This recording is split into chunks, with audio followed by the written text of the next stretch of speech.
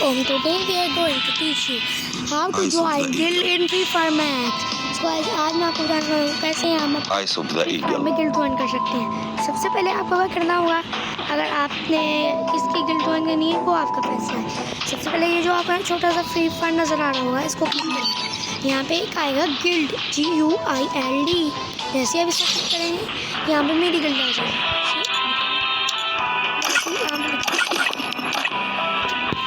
अभी आपको सबकी गिल्ड दिखाता है। सबसे पहले आपको यहाँ पे गिल्ड आइकन को दबाना होगा। उसके बाद आपको क्या करना होगा,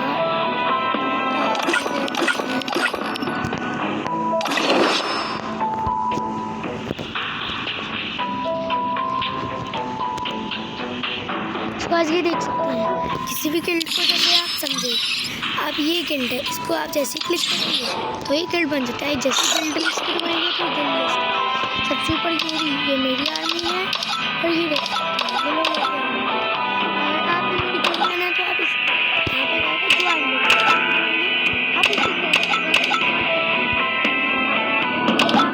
इसी आर्मी लिखना होगा। मैं आपको नेक्स्ट वीडियो में